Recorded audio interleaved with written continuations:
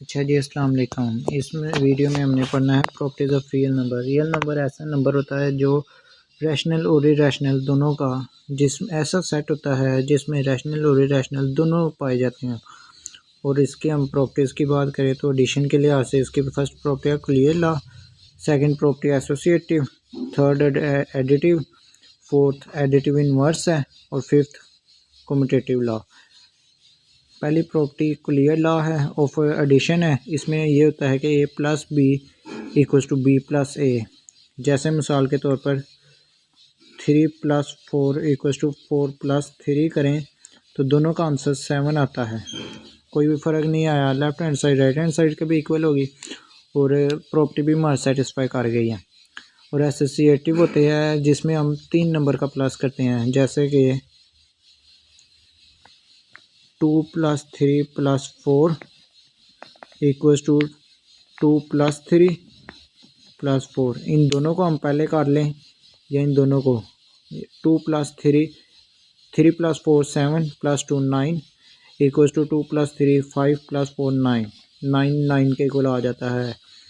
और इसकी third property है एडिटिव आइडेंटिटी, जिसमें हमने ऐसे नंबर के साथ प्लस करना होता है जो जिसे हम प्लस करें तो हमारी सोल्यूशन में कि हमारा जो क्वेश्चन होता है उसमें चेंज कोई ना आए।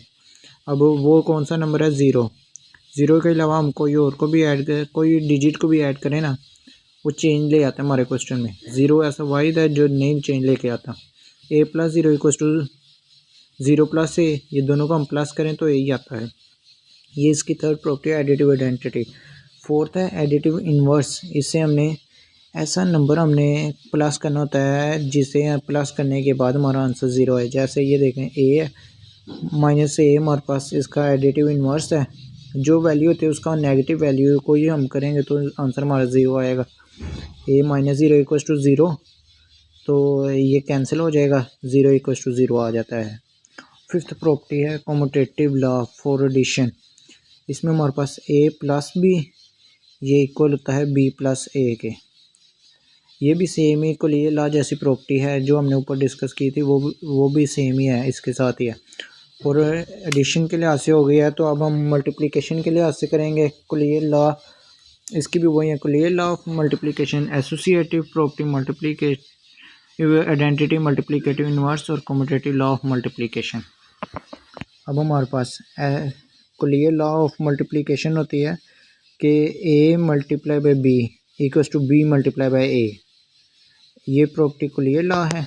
एसोसिएटिव प्रॉपर्टी है, इसमें हमने 3 डिजिट को करना होता है। a फर्ज माल a × b × c equals to a × b और c।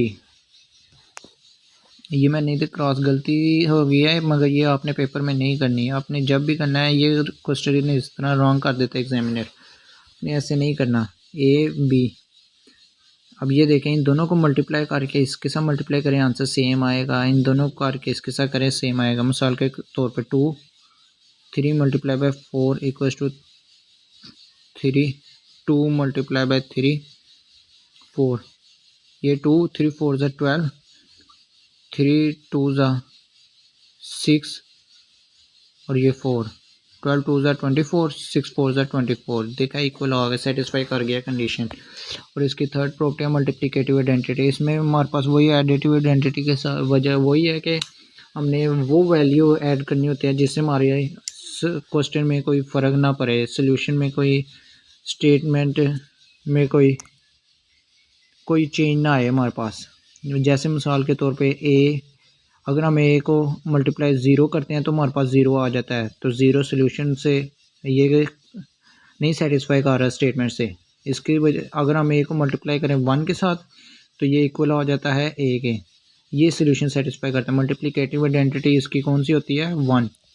1 multiplicative identity. और मल्टीप्लिकेटिव इन्वर्स ऐसे वही नंबर से हमने करना होता है, नेगेटिव नंबर से करना होता है। जैसे ए को हम करते हैं -a के साथ मल्टीप्लाई, ये कैंसिल हो जाता है, 0 आंसर हमारे पास आ गया। आप तो ये सोच रहे होंगे कि ये ऐसे होगा, मगर ये नहीं, ये ऐसे नहीं होना। पता क्या है, ए है ना, इसका अब मल्टीप्लिकेटिव इन्वर्स क्या होगा? 1/a इसका मल्टीप्लिकेटिव इन्वर्स होता है इसको।